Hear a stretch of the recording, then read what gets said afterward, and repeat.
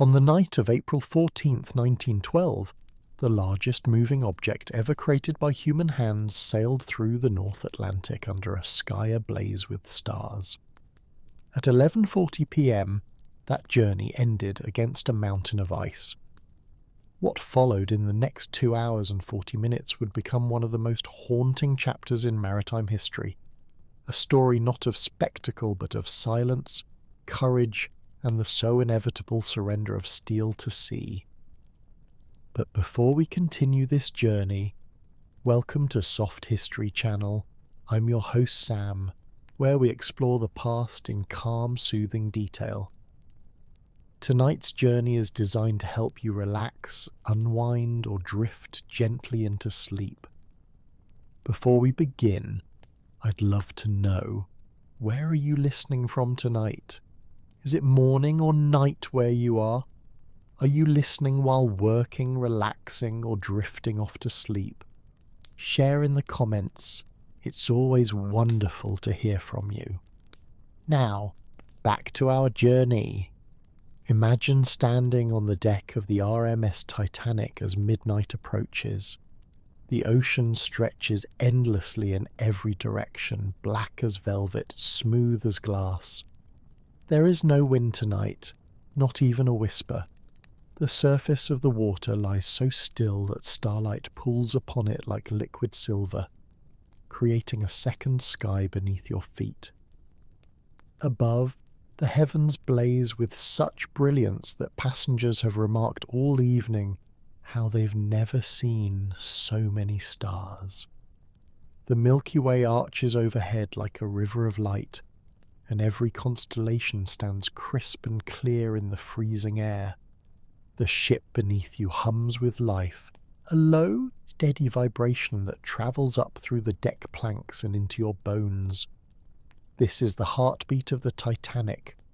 4 massive engines churning through the dark, propellers turning in perfect rhythm, driving this floating palace westward toward New York at just over 22 knots. To stand on her deck is to feel power and grace married together, to sense the confidence of engineering pushed to its limits and holding steady. In the first-class saloon, where crystal chandeliers cast warm pools of light across mahogany panelling, passengers linger over after-dinner drinks.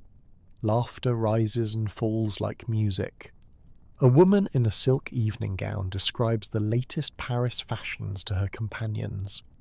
A businessman from Philadelphia puffs a cigar and discusses investments. The air is thick with cigar smoke, perfume, and the rich aroma of brandy. Beyond the tall windows, the darkness outside makes the bright interior feel even more secure, more separate from the cold world beyond. Down in second class, families settle into their cabins. Children sleep soundly, wrapped in warm blankets, their small faces peaceful. Mothers tuck them in and exchange quiet words with their husbands about the new life waiting in America. There's hope in these voices, hope for jobs, for land, for futures unburdened by the old constraints of Europe. The Titanic represents passage not just across an ocean, but across possibility itself. In third class, deep in the ship's belly, immigrants from Sweden, Ireland, Syria, and China rest in narrow bunks. Some speak in hushed tones, practicing English phrases. Others sing soft songs from home, the melodies weaving through the maze of corridors. There's a vitality here, a resilience born of necessity. These passengers have already survived so much to reach this ship. Poverty, persecution, long journeys overland just to reach Southampton. The Titanic is their vessel of transformation, and throughout all these decks, in all these spaces both grand and humble, there exists a shared feeling: safety. This ship is unsinkable. Everyone says so. The newspapers proclaimed it. The engineers guaranteed it. With her double-bottomed hull and 16 watertight compartments, she can survive the worst the ocean might offer tonight, as you stand under those brilliant stars with the calm sea stretching away in all directions. That confidence feels justified. The night is peaceful. The ship is strong. Nothing could possibly go wrong. The temperature has been dropping all day. By evening, the air grew sharp enough to drive most passengers indoors. Now, as midnight approaches, the cold bites with real ferocity. Ice crystals seem to hang in the air itself. Your breath forms clouds that drift away into the darkness. The sea temperature has fallen to just 28 degrees Fahrenheit, below freezing, kept liquid only by its salt content. This is water that can kill in minutes. But inside the ship, warmth and light prevail. The crew moves through their routines with practiced efficiency. Stewards deliver late-night tea and biscuits to passengers who've requested them.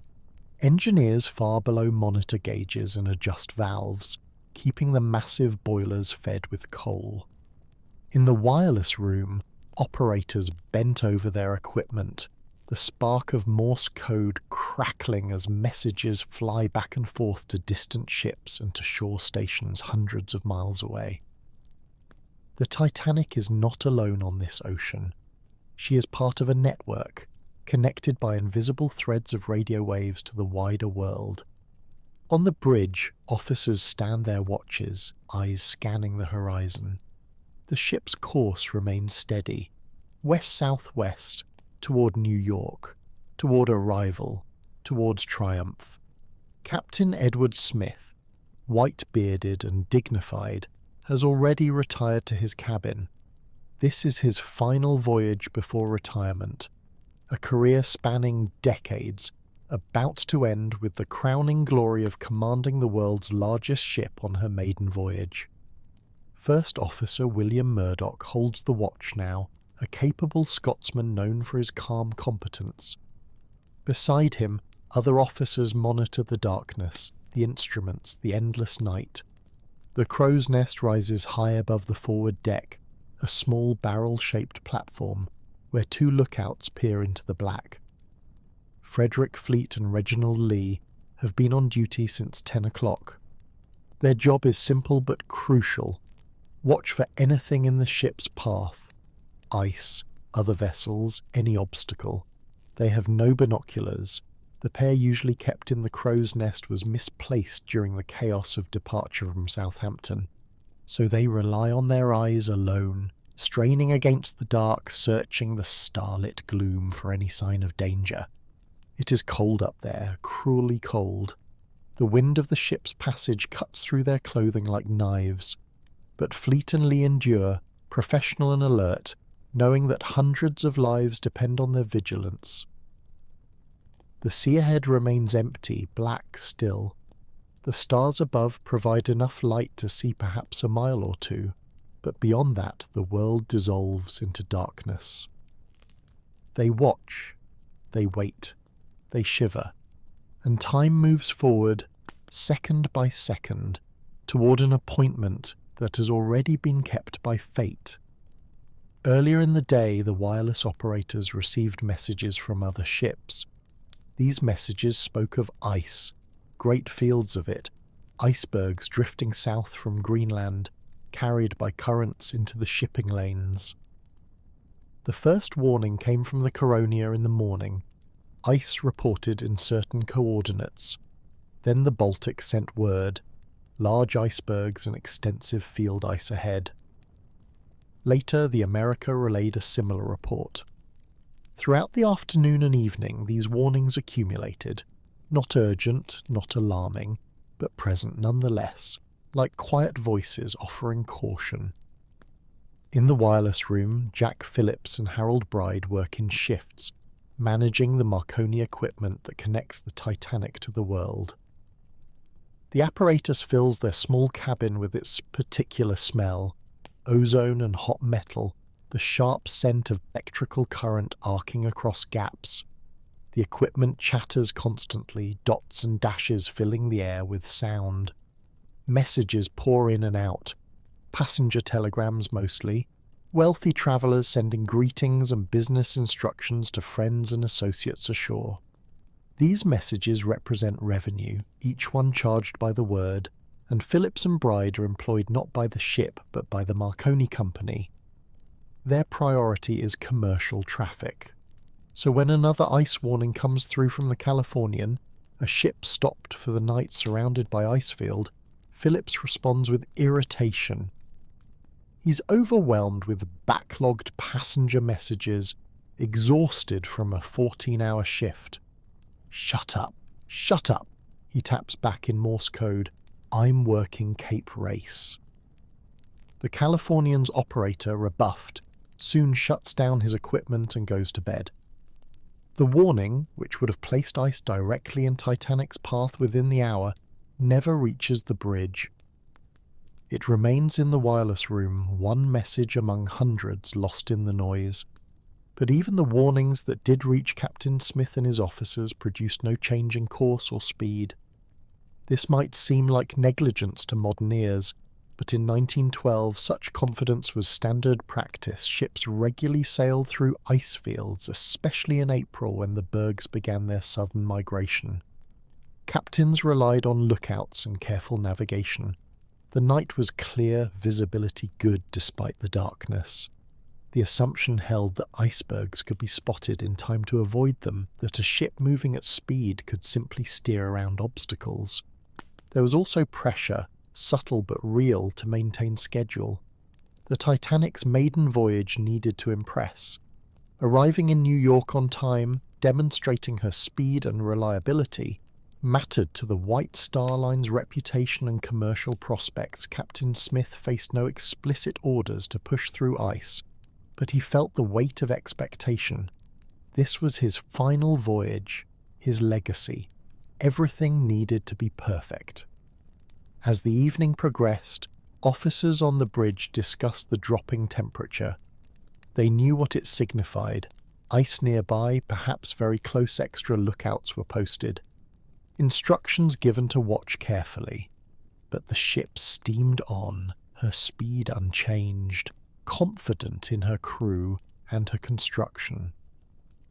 In the smoking rooms and lounges, passengers noticed the cold but thought nothing of it. Some stepped outside briefly to marvel at the stars, then retreated quickly back to warmth. Others played cards, read books, wrote letters.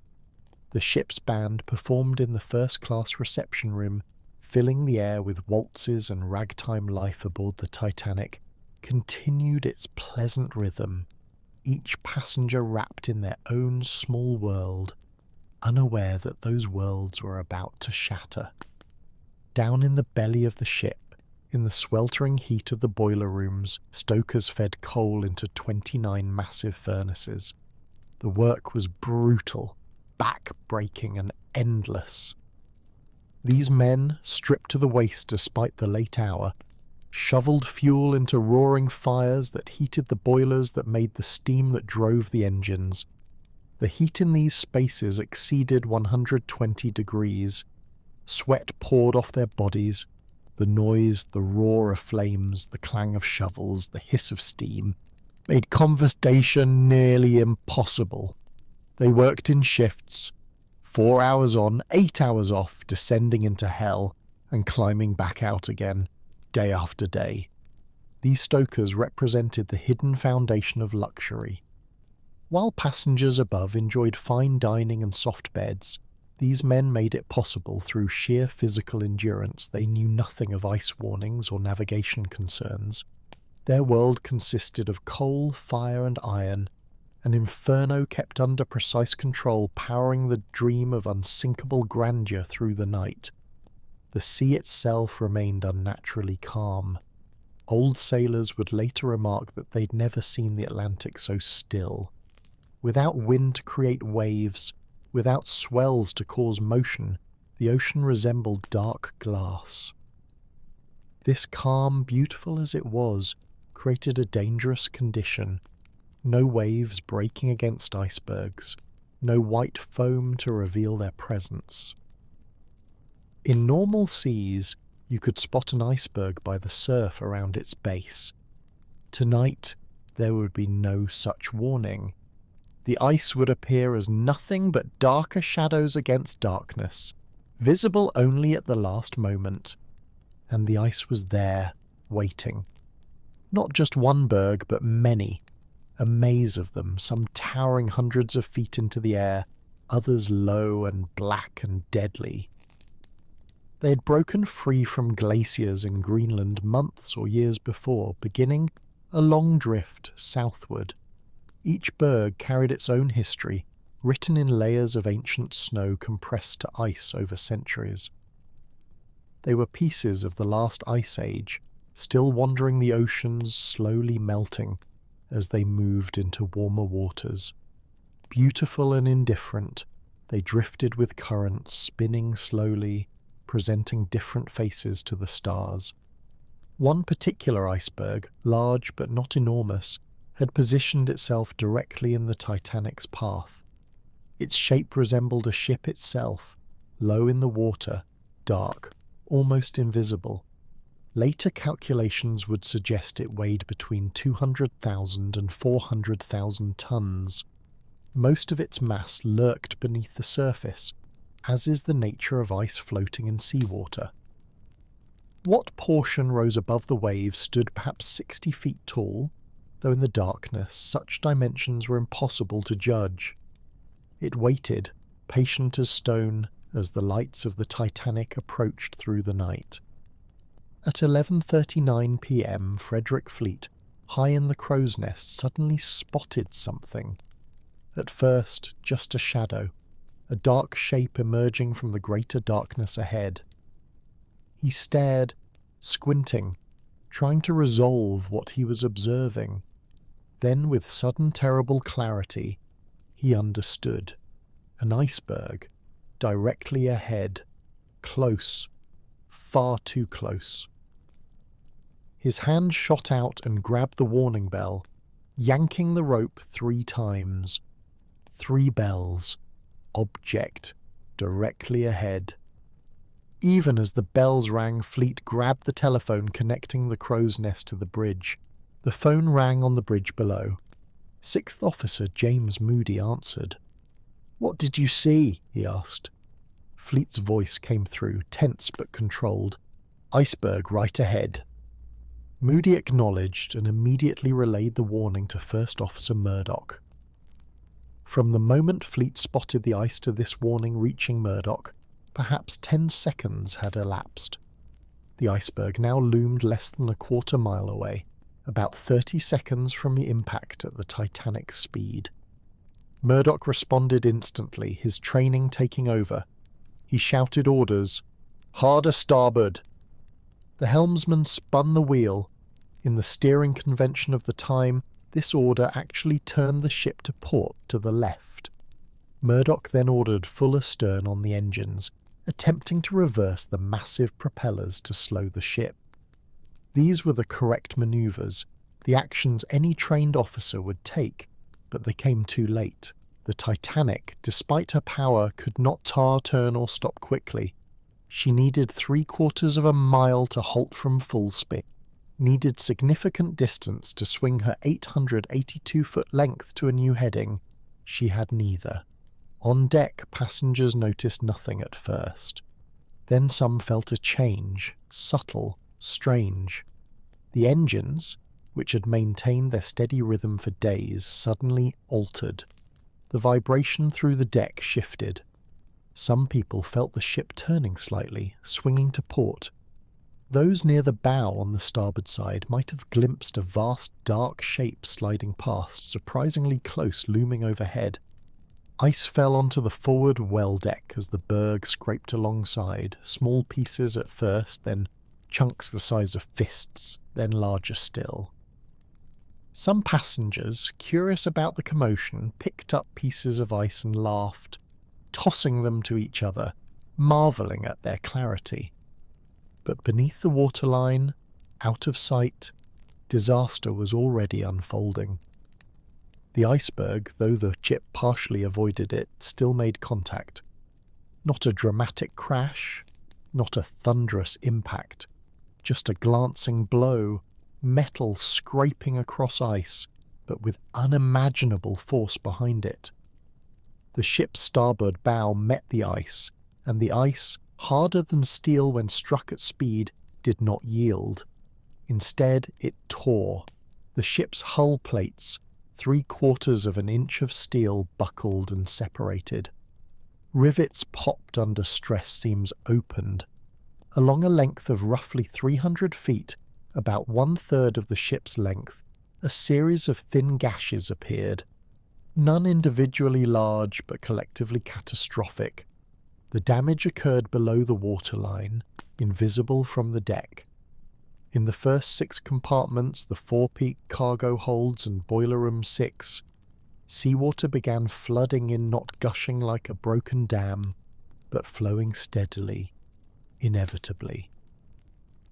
The ship had been designed to survive flooding in any 2 compartments, even 3 or 4. But 6 compartments breached exceeded her design parameters.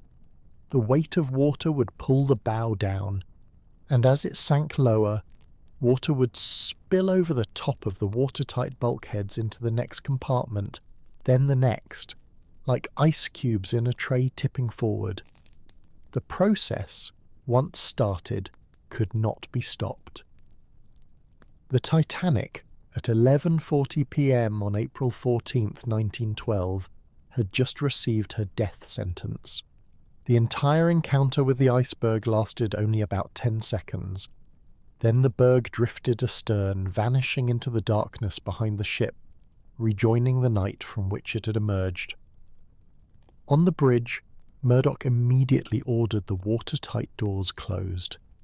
Deep in the ship's belly, massive steel barriers slammed down, sealing compartments off from each other, or trying to. The doors closed correctly, but the damage lay outside and below them. Water found its way in regardless. Captain Smith, awakened by the unusual engine movements and the slight jar of impact, hurried to the bridge in his uniform. "What have we struck?" he asked Murdoch, reported. "Iceberg starboard side already astern. The ship appeared to have stopped." Smith ordered an inspection of the damage. Officers and crew fanned out through the ship, descending into the lower decks, opening hatches, peering into compartments. What they found sent cold certainty through experienced minds. Water, rising steadily in multiple compartments. Male clerks in the postroom, located 5 decks below in the bow, stood already in water up to their knees, desperately trying to move sacks of mail to higher ground. The squash court, a recreational facility deep in the ship, had its floor covered with water.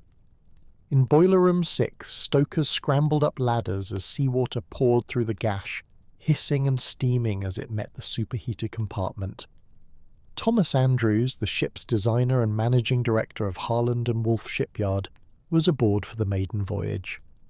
He conducted his own inspection, moving through the ship with quiet intensity, observing, calculating. Andrews knew every inch of this vessel. He had overseen her construction, had approved every plan and specification. Now he traced the pattern of flooding and understood immediately what it meant. He returned to the bridge and delivered his verdict to Captain Smith in private. The ship would sink. It was not a question of if, but when. Andrews estimated perhaps an hour and a half at most. The Titanic, unsinkable in reputation and design aspiration, was going down. For a few moments, Smith seemed unable to process this information. The idea that his ship, this magnificent brand new vessel on her maiden voyage, could be doomed was almost incomprehensible. But Andrews was certain. The mathematics were simple and brutal. Flooding in 6 compartments meant the bow would sink, which would pull the ship down progressively. Nothing could prevent it. Smith, a veteran of the sea for over 40 years, accepted the reality. His mind shifted immediately to the next problem. The passengers and crew, over 2,200 people aboard, and lifeboats for only 1,178. Even if every boat launched perfectly filled, more than 1,000 people would remain on the ship when she went down. Smith's orders came quickly now, each one delivered with quiet authority. First, wake the officers and begin preparing the lifeboats. Second, send for the Marconi operators and prepare to transmit distress calls. Third, rouse the passengers and get them on deck with life jackets. Fourth, fire distress rockets. Do all of this calmly, without panic, maintaining order. The crew dispersed to execute these commands, moving through the ship's corridors, knocking on cabin doors, speaking in measured voices. "Put on your life jackets and come to the boat deck, please. Just a precaution." Many passengers, already in bed, found this instruction puzzling at best. The ship appeared fine, still level, still calm, lights burning bright through their portholes. They could see only darkness and stars. Some refused to get up at all, pulling blankets over their heads and grumbling about disturbances. Others dressed, but without urgency, taking time to choose warm clothes, to pack valuables, to debate whether this was truly serious or merely an overreaction to a minor incident. The idea that the Titanic could actually sink remained unthinkable to most. In the wireless room, Phillips and Bride received the order to send distress calls. They began transmitting immediately, first with CQD, the standard distress signal of the era, followed by the ship's call sign MGY. CQD, CQD, CQD, MGY. Require immediate assistance. We have struck an iceberg. The message went out into the night, electromagnetic waves radiating in all directions, seeking any ship within range. The Carpathia, 58 miles southeast, received the call. Her captain, Arthur Rostron, instantly ordered his ship turned around and driven at maximum speed toward the stricken liner. But even at flank speed, the Carpathia would need nearly 4 hours to arrive.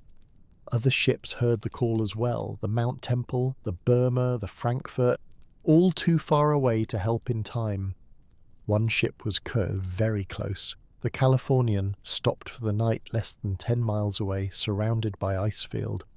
But her wireless operator had gone to bed, his equipment shut off after Phillips had rudely dismissed his earlier warning. The Californian's crew, visible from the Titanic's deck as distant lights on the horizon, would observe the rockets and the strange behavior of what they thought might be a ship in the distance, but without radio contact, without clear understanding, they would take no action. That failure to wake the operator to investigate with engines would haunt the Californian's captain for the rest of his life. On the Titanic's boat deck, crew members began uncovering the lifeboats. Canvas covers came off, davits were swung out, boats prepared for loading. There were 20 lifeboats total, 14 standard wooden lifeboats, 2 smaller emergency cutters, and 4 Engelhardt collapsible boats with canvas sides. Together they could carry 1,178 people. The ship carried 2,224. The shortage was legal, Board of Trade regulations, written decades earlier, based lifeboat capacity on ship tonnage, not passenger count, and hadn't been updated for modern vessels. The Titanic exceeded requirements. But those regulations, written for a different era, were about to fail catastrophically. Officers began calling for women and children first. This protocol, more custom than maritime law, reflected Victorian ideals of chivalry and sacrifice. Men were expected to stand aside, to wait, to accept their fate if necessary. Remarkably, most did. Husbands kissed wives goodbye. Fathers lifted children into boats. Brothers pushed sisters forward. There were exceptions, acts of cowardice and selfishness, but the prevailing behaviour that night reflected extraordinary courage and social order maintained against instinct. The first lifeboat, number 7 on the starboard side, prepared to launch. Officer Murdoch supervised, calling for women and children. But few passengers believed the situation was serious enough to warrant leaving the apparently safe ship for a tiny boat to be lowered 70 feet into the freezing darkness. Many refused.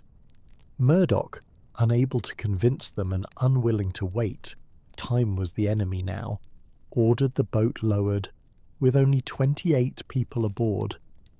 Could have carried 65. As it descended, empty seats mocking efficiency, the tragedy's mathematics became clear. Even if every lifeboat launched full, hundreds would die. Launching half-empty boats bordered on criminal, yet the officers faced an impossible situation. Force reluctant passengers into boats, delay launches to fill seats while the ship sank lower. More boats prepared.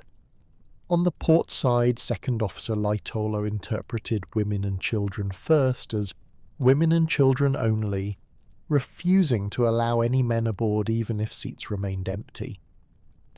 On the starboard side, Murdoch allowed men after giving women every opportunity to board.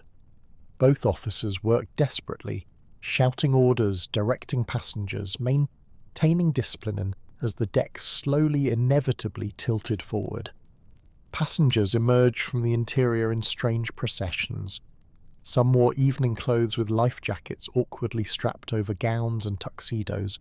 Others had dressed in layers, 2, 3, 4 sets of clothing, creating bulk against the cold. Families stayed together or were torn apart by the loading process. The Strauss family, Isidore and Ida, elderly and devoted, refused to separate. "We have lived together for many years," Ida said. "Where you go, I go."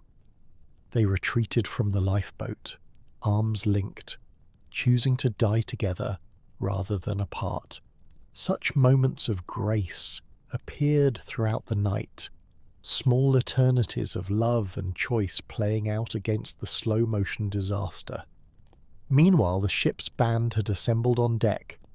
8 musicians, led by bandmaster Wallace Hartley, took their positions with their instruments. They'd been roused like the passengers and told to dress and come up. Hartley made a decision: they would play. Music might calm the passengers, maintain order, provide distraction from fear. They began with ragtime, upbeat and cheerful, the notes floating across the boat deck. Alexander's Ragtime Band, and In the Shadows drifted into the cold air. Later, they would shift to waltzes, then hymns. For 2 hours they would stand at their posts, playing as the ship died beneath them, offering the only gift they could: beauty in the face of terror. The music created a surreal atmosphere. Passengers waiting to board lifeboats swayed gently to waltzes. Crew members loading boats hummed along. The contrast between the cheerful melodies and the desperate reality became almost unbearable, yet it worked. Panic, which could have erupted at any moment, remained largely contained. The music reminded everyone of normalcy, of civilization, of dignity. It said, "We are still human, still capable of grace, even now." First-class passengers had the easiest access to the boat deck. Their accommodations were nearby, staircases led directly up. Third-class passengers faced a maze of corridors, locked gates intended to prevent immigrants from wandering into first-class areas, and crew members who, in some cases, prevented them from reaching the boat deck until far too late. Language barriers complicated everything. Syrian and Chinese passengers struggled to understand English orders. Families became separated in the confusion. Some third-class passengers managed to find their way up through sheer determination, climbing emergency ladders, breaking through barriers. Others remained trapped below until too late, victims of the ship's own architecture and class divisions. As boats continued to launch, the angle of the deck increased. The bow sank lower, the stern rose higher. Walking on deck became difficult. You had to lean forward slightly to compensate for the slope. Items began sliding. Deck chairs, luggage, anything unsecured. Inside the ship, the tilt grew more pronounced. Grand staircases angled strangely. Chandeliers hung no longer vertical but canted.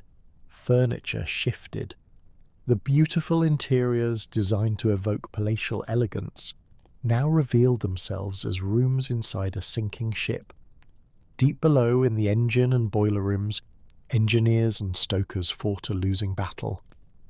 They kept the generators running, maintaining electric power, lights, wireless, davits for launching boats. This required men to remain at their posts in flooded compartments as water rose around them. Chief Engineer Joseph Bell moved through these spaces, organising, encouraging, ensuring his men understood the stakes. Every minute of power they provided meant more passengers might be saved. When the end came, not a single engineer would survive. They would die at their stations, maintaining light and power until the sea claimed them.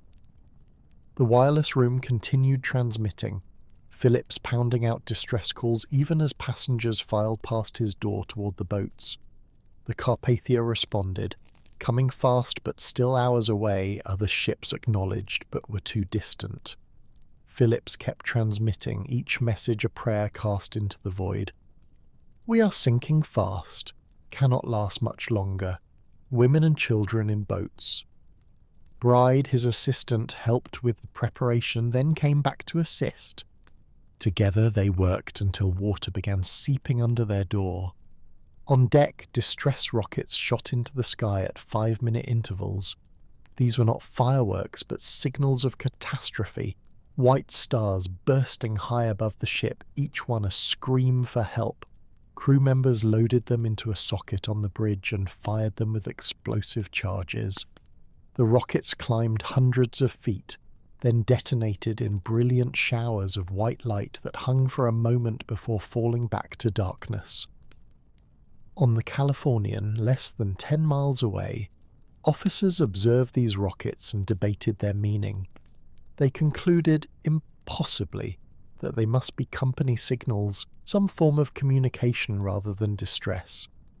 They took no action. By 1 a.m. the situation had become undeniable even to the most optimistic passengers. The ship was going down. The tilt forward was now pronounced, impossible to ignore. The sea had crept up the forward well deck, water lapping at the cargo cranes. The bow dipped lower with each passing minute. Lifeboats rowed away from the ship, passengers in them looking back at the lit liner with horror and disbelief. How could something so large, so solid, so seemingly permanent be dying?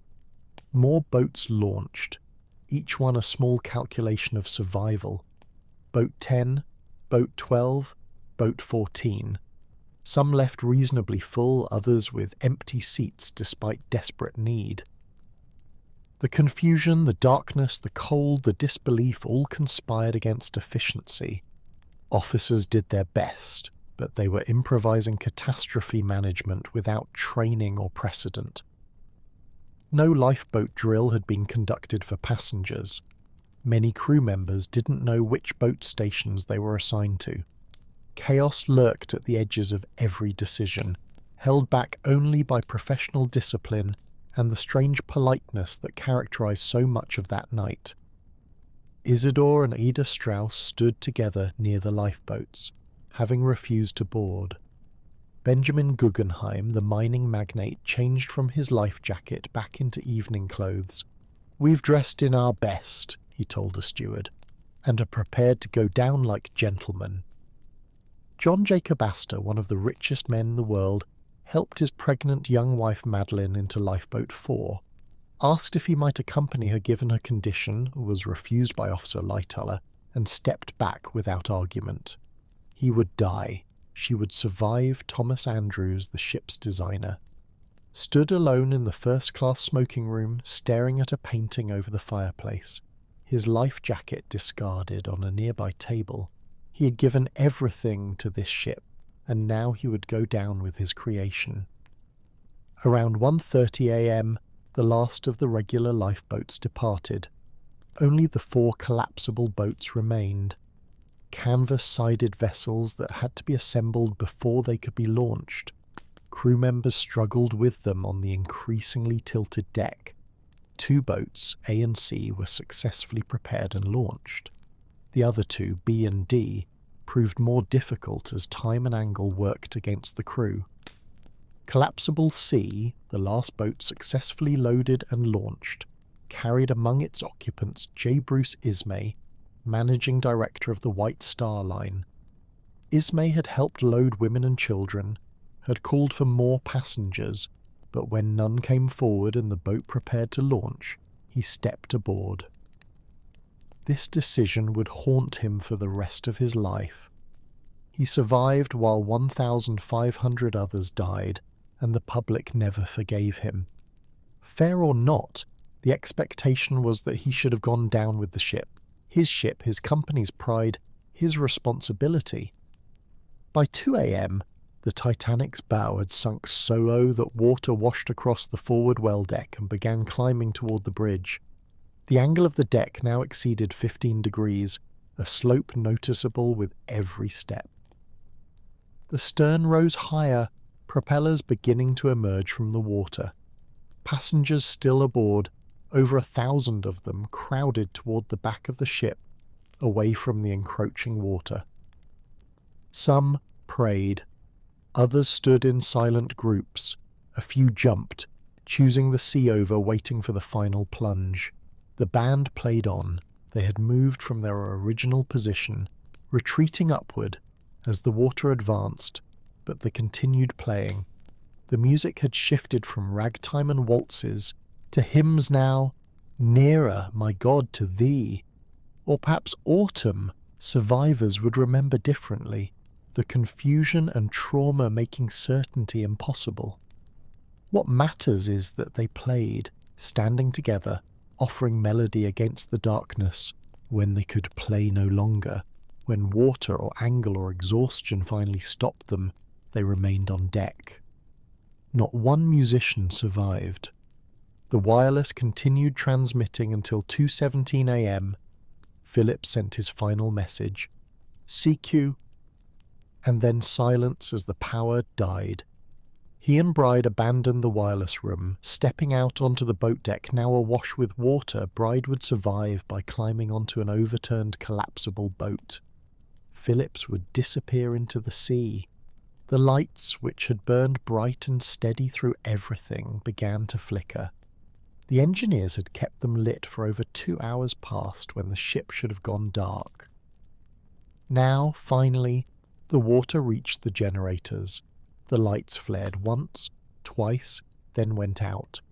Darkness crashed down over the ship and the surrounding ocean. After so much light, the blackness seemed absolute. Only starlight remained, insufficient to reveal detail, turning the scene into shadows and silhouettes. In that darkness, the Titanic's death entered its final stage. The bow, completely submerged, pulled the ship down at an increasingly steep angle. The stern rose higher and higher into the air. Passengers slid down the deck, some managing to hold on to railings, others tumbling into the water or crashing into debris.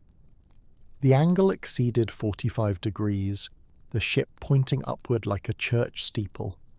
Those in lifeboats hundreds of yards away watched in paralysed horror as the massive hull lifted against the stars, propellers and rudder fully exposed, dripping in the darkness. At approximately 2:18 a.m., the Titanic's structural integrity failed. The stress of the bow's weight pulling down and the stern's buoyancy pushing up created forces the ship was never designed to endure. Deep inside, at the point where the rear expansion joint met the aft structure, metal screamed and tore.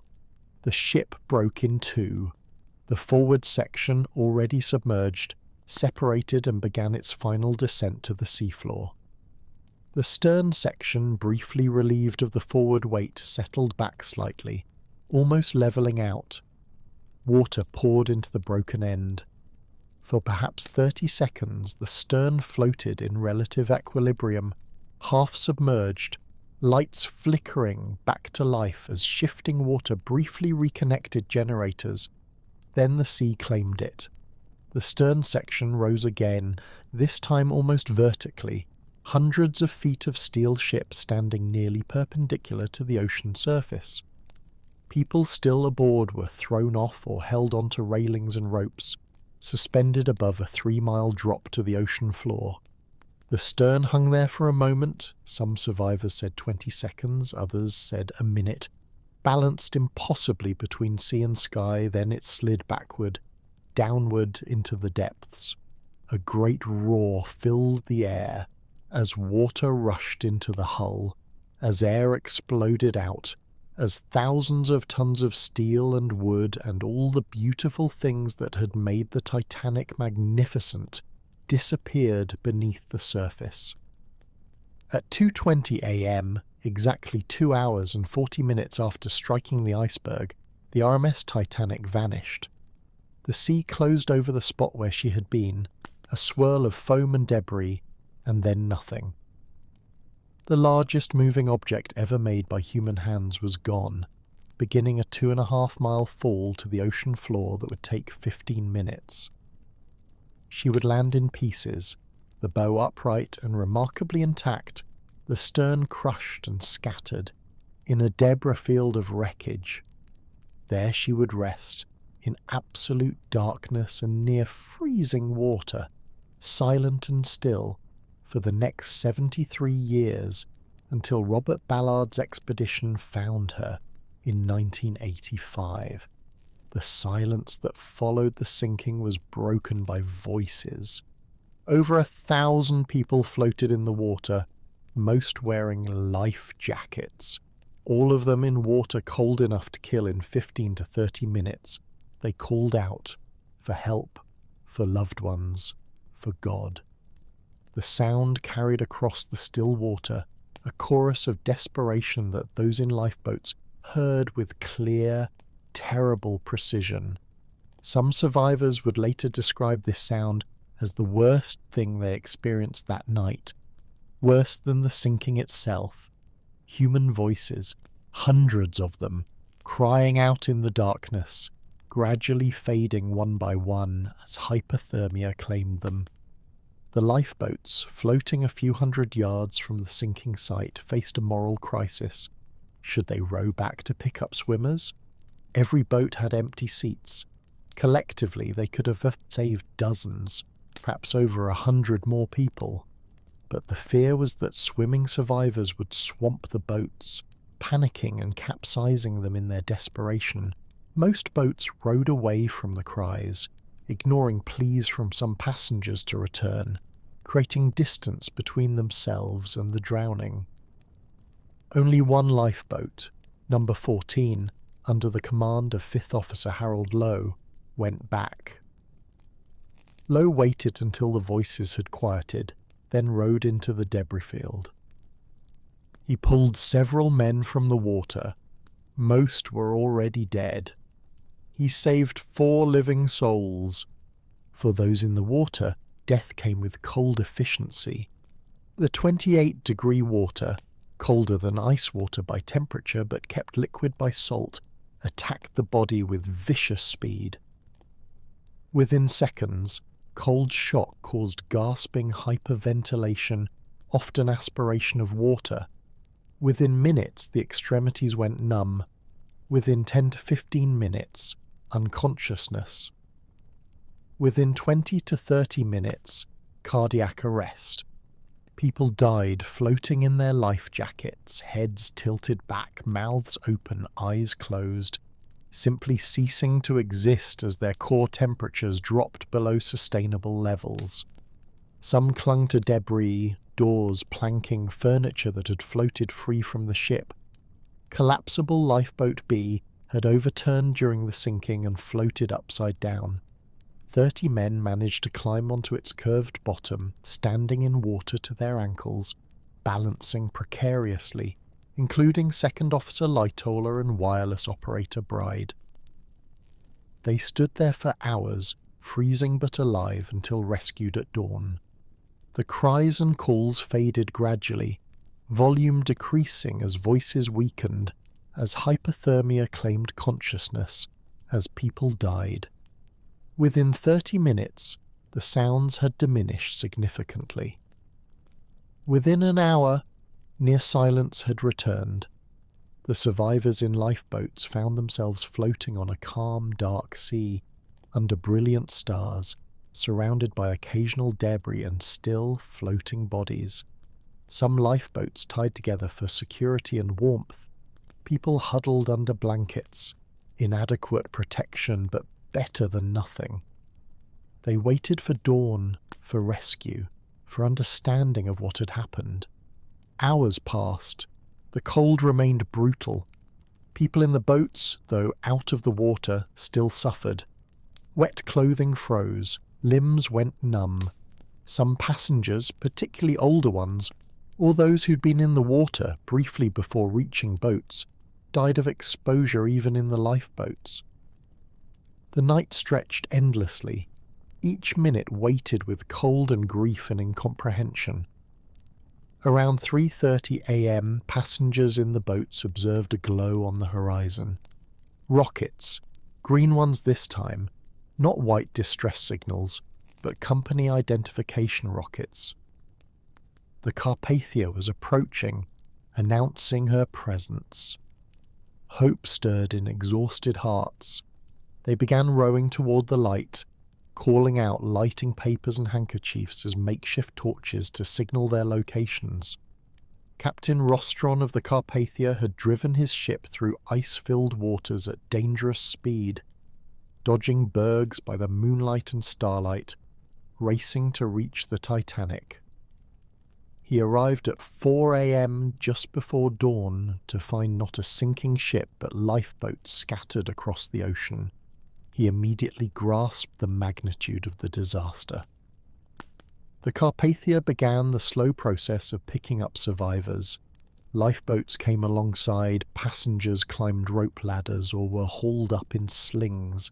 Children were lifted in mail sacks, the injured were carried in canvas seats. One by one, 705 survivors came aboard the Carpathia. That number, 705 out of 2,224, would stand as the final tally. Dawn broke around 5 a.m., revealing a scene of desolation. The ice field that had been invisible in darkness now appeared in all its terrible majesty. Dozens of icebergs, some towering hundreds of feet tall, scattered across miles of ocean. The berg that sank the Titanic was never definitively identified. By morning it had drifted elsewhere, anonymous among its fellows. The sea itself remained calm and smooth, reflecting pink and gold from the sunrise. Debris floated everywhere. Deck chairs, planking, cork from life jackets, luggage, items that had furnished one of the most luxurious ships ever built, now scattered across the Atlantic like the remnants of a broken dream. Bodies floated too, hundreds of them, still wearing life jackets, held at the surface by the buoyant cork. The Carpathia made no attempt to recover them. She had no facilities for so many dead, and the living needed her attention. The bodies would remain at sea. Some were later collected by ships sent specifically for that purpose. Most were never found, sinking as their clothing waterlogged or as sea life scattered the remains. They rest now on the ocean floor, part of the Titanic's final resting place. By 8:30 a.m., the last lifeboat had been emptied and brought aboard the Carpathia. Captain Rostron ordered a brief memorial service on deck. Survivors gathered in shocked silence as a prayer was offered for those who had died. Then the Carpathia turned south toward New York, carrying her cargo of grief and survival toward a world that did not yet know the full scope of the disaster. News of the sinking reached New York through confused and contradictory reports. Initial wireless messages suggested the Titanic was damaged, but being towed to port, all passengers safe. The White Star Line posted updates assuring families that everything was under control. But as hours passed and the truth became clear, the ship was gone, over 1,500 dead. Shock rippled outward through society. Crowds gathered at the White Star offices, demanding information about loved ones. Newspapers printed extra editions with black borders. The wireless crackled with messages trying to confirm passenger lists, identify survivors, comprehend the incomprehensible. The Carpathia maintained strict wireless silence during the journey to New York, transmitting only survivor names and refusing to answer questions from press or officials. This silence, necessary to manage limited wireless capacity and respect grieving passengers, created agonizing uncertainty for families waiting ashore. For 3 days, they would know only whether loved ones appeared on the survivor list, with no details, no context, no answers to the 1,000 questions burning in their minds. On April 18th, the Carpathia arrived in New York Harbor in the evening, threading through a rainstorm toward Pier 54. Thousands of people crowded the docks despite the weather, families searching for survivors, reporters seeking stories, curiosity seekers drawn to tragedy. The Carpathia first stopped at Pier 59 to offload the Titanic's lifeboats, the only physical remnants of the disaster. Then she proceeded to Pier 54, where survivors disembarked into the chaos of flashbulbs, questions, embraces, and the sudden terrible certainty of loss made real. The world reacted with stunned grief and anger. How could this happen? The Titanic was unsinkable. Everyone said so. The ship represented the pinnacle of technology, the triumph of human engineering over nature. Her loss revealed hubris in that assumption. The ocean remained more powerful than any ship, indifferent to human pride. The ice that sank her had been forming since before recorded history. The Titanic existed for less than a year. The confrontation was never a fair contest. Investigations began immediately. The United States Senate launched hearings within days, subpoenaing witnesses, interrogating crew members and surviving officers. The British Board of Trade conducted its own inquiry. Both investigations sought to assign blame, identify failures, determine what should have been done differently. The findings painted a picture of multiple failures: insufficient lifeboats, excessive speed through known ice zones, ignored warnings, the nearby Californian failing to respond, communication breakdowns, class-based discrimination in the lifeboat access. No single cause explained the disaster. Instead, a chain of decisions and circumstances led inexorably to catastrophe. Regulations changed in response. Ships would henceforth carry lifeboats for all passengers and crew. Wireless rooms would maintain 24-hour watches. Ice patrols would monitor the North Atlantic during berg season. Lifeboat drills would become mandatory. The International Ice Patrol was established, monitoring icebergs and warning ships, an organization that continues its work today, still protecting vessels from the same danger that claimed the Titanic. In the century since, not a single ship that heeded ice patrol warnings has struck a berg. The human stories lingered longer than the official reports. Survivors carried their trauma for life. Some refused to speak of it. Others told their stories repeatedly, perhaps trying through repetition to make sense of the senseless. Many suffered what we would now recognize as PTSD, nightmares, survivor guilt, anxiety around water or ships. The Marconi operators who failed to respond, the California's captain who didn't investigate, the officers who launched half-empty boats.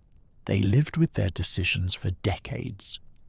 The victims were mourned not collectively, but individually, each one a universe of lost possibility. The wealthy dead, Astor, Guggenheim, Strauss, received obituaries and monuments. But the poor died too. families emigrating to new lives, workers seeking opportunity, children full of unspent years. The third-class passengers who perished died disproportionately.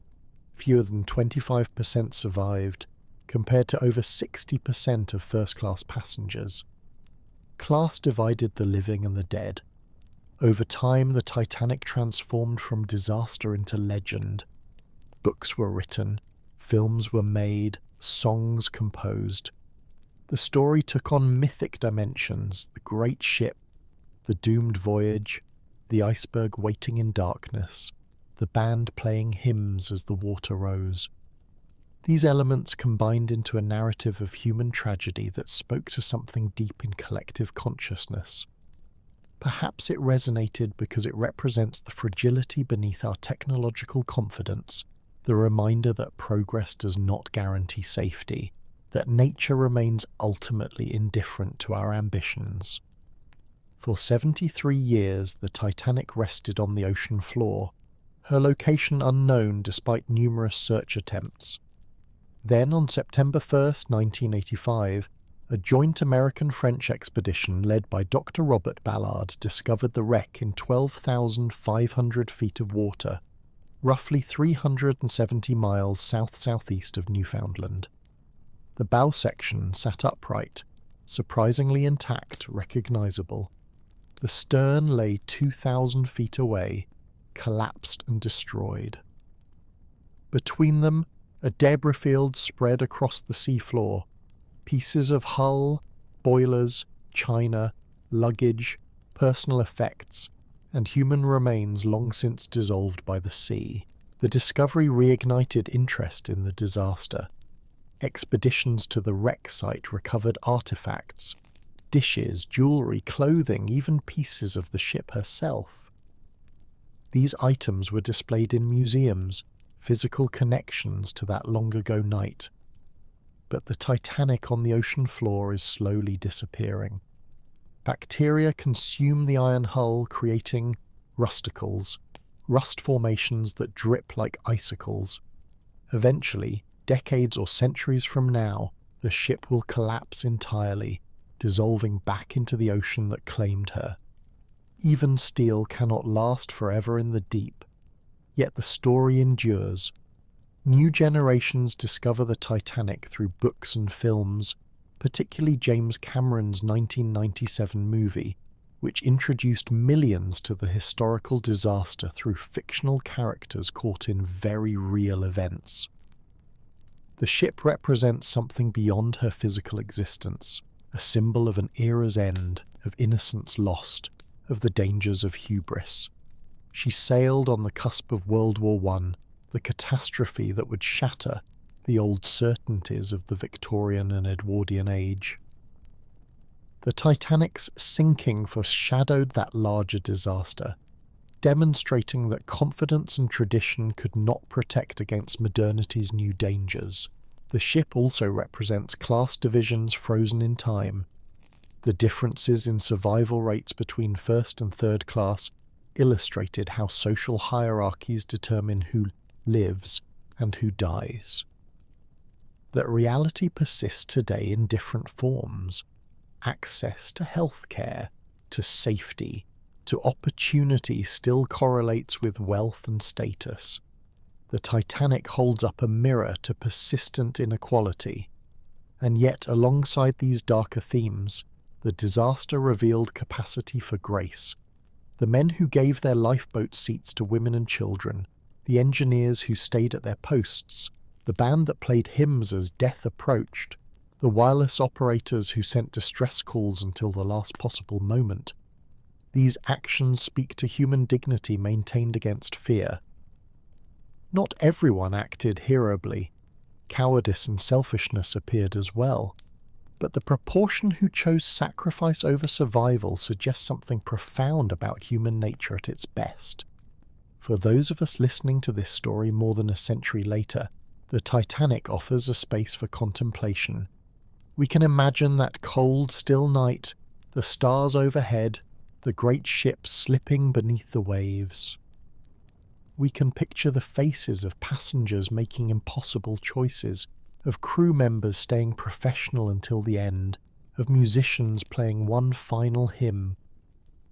These images, removed from us by time and distance, still resonate because they touch eternal questions. How do we face death? What matters in final moments? What would we choose if tested by catastrophe? The ocean where the Titanic sank remains as it was that night. Vast, cold, indifferent. Ships still cross the Atlantic, though now they do so with radar and sonar, with GPS and satellite communication. With all the technology that makes the sea marginally less dangerous, icebergs still drift south each spring from Greenland, following the same currents, threatening the same shipping lanes. The Ice Patrol watches them, tracks them, warns ships away. The danger persists. We've simply learned to respect it. On April 15th each year, some people pause to remember. Memorial services are held in Halifax, where many victims are buried. Historians give lectures. Survivors, when they were still alive, would gather to remember friends lost and share stories one more time. The last survivor, Milvina Dean, who was only 9 weeks old during the sinking, died in 2009, with her passing, direct living memory of the disaster ended. Now we have only recorded testimonies, written accounts, and the physical evidence scattered across the seafloor. But memory persists beyond living witnesses. The Titanic exists now in the realm of history and mythology, a story told and retold, each generation finding new meanings in the old tragedy. Perhaps we return to it because it represents loss on a scale we can comprehend, not the millions dead in wars or genocides, numbers too large for human imagination to process, but 1,500 souls, each one nameable, each death a single tragedy that, multiplied by hundreds, creates comprehensible catastrophe. Or perhaps we return to the story because of the dignity shown by so many that night. In the face of certain death, people maintained their humanity. They helped strangers, comforted frightened children, stood together singing hymns. The disaster revealed not just the limits of technology, but the capacity of the human spirit to remain graceful, even in extremis. That grace, more than the spectacle of a great ship sinking, gives the story its lasting power. Imagine, if you will, drifting above the wreck as it lies today. 2.5 miles down in darkness absolute except for the glow of bioluminescent fish and the occasional beam from a submersible's lights. The bow section rises from the seafloor, surprisingly intact, recognizable as the forward part of a great ship. Anchor chains still drape over the sides. The bridge where Captain Smith stood lies collapsed but present. The forward well deck where third-class passengers took the air lies covered in sediment and rust. The grand staircase, once magnificent with its oak panelling and gilded details, long since dissolved by sea and bacteria, now just an open shaft leading into the ship's broken interior. Behind the bow, the debris field, thousands of objects scattered across the silt. Boilers stand in rows, massive and rust-covered, but still recognizable bathtubs lie torn from their fixtures, bottles intact after a century underwater, wine and champagne that will never be drunk. Suitcases burst open, contents long since scattered, by currents, personal items, a porcelain doll, a man's shoe, a set of dishes, each one representing a life interrupted, a story ended mid-sentence. And beyond the debris field, the stern section, crushed nearly beyond recognition. The impact when it hit the seafloor, still partially full of air and falling faster than the bow, collapsed the structure into a tangled mass of steel. Propellers lie half buried. The aft decking pancaked accordion style. In this wreckage, the violence of the ship's final moments remains visible. The chaos of breaking apart, the catastrophic impact with the bottom, Around the wreck, the deep ocean community has adapted. Certain species of bacteria consume the iron, creating the rusticles that cover every surface. Other organisms attach to the wreck, making it part of their ecosystem. In time, nature will reclaim all of it. The steel will rust away entirely. The personal effects will dissolve or be buried by sediment. Eventually, nothing will remain but a different composition of seafloor, minerals and metals returning to the earth from which they were once extracted. But for now, the wreck remains, a ghost ship in perpetual twilight, visited occasionally by submersibles carrying researchers, filmmakers, or paying tourists. These visitors descend through layers of ocean, past where sunlight penetrates, past where plants can grow, into the abyssal depths where pressure exceeds 6,000 pounds per square inch, where the water temperature hovers just above freezing year-round. They glide over the wreck with lights and cameras, documenting the slow decay, recovering artifacts, paying respects to the dead. The Titanic lies in international waters beyond any nation's jurisdiction. Various expeditions have removed items, some for museums and education, others for profit and spectacle. This remains controversial. Are these artifacts historical treasures deserving preservation, or grave goods that should remain with the dead? The wreck site is officially considered a memorial, a grave site where over 1,500 people died, but it lacks legal protection beyond voluntary agreements to treat it with respect. The debate continues: preserve or leave in peace? What's certain is that time will ultimately decide. The wreck cannot last forever. Estimates suggest the hull structures may collapse entirely within the next few decades. Rust and bacterial action accelerate as the steel weakens. Eventually, perhaps within our lifetimes, the recognizable ship will disappear, leaving only scattered pieces on the seafloor. The ocean always wins in the end. Water and time dissolve even steel. Perhaps that's fitting. The Titanic emerged from the earth, iron ore mined, smelted, shaped. Existed briefly in the sunlit world and returned to the darkness from which she came. Her atoms will disperse, becoming part of the ocean, the sediment, the ecosystem. In time, nothing physical will remain to mark where she lies. The story, though, will persist long after the steel has vanished. And that story will continue to be told on nights like this, in voices quiet and calm, recounting the details with care and respect. The people who died deserve to be remembered not as statistics, but as individuals, each one with hopes and fears, with families and futures stolen by the cold Atlantic. The survivors who carried their trauma for decades deserve recognition for what they endured. The crew members who stayed professional until the end, who maintained dignity and duty as their world literally sank beneath them, deserve honor for their courage. As you drift towards sleep tonight, perhaps you can imagine that calm sea one more time. The water smooth as glass, reflecting stars. The cold air sharp and clear. And beneath the surface, 2.5 miles down, a sleeping ship where history and tragedy intertwine. She rests in peace now, far from the storms that rage above, far from the world of sunlight and sound. The Titanic sleeps in darkness and silence, a monument to human ambition and a memorial to human loss.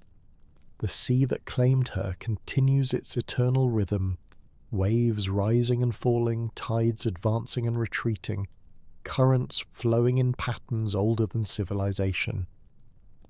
The ocean remains as it has always been, beautiful and terrible, life-giving and deadly, indifferent to human presence. We travel across its surface in our ships, conquering nothing, merely crossing, guest-tolerated but never truly welcome. The Titanic learned this truth on one cold April night in 1912. The lesson remains relevant today.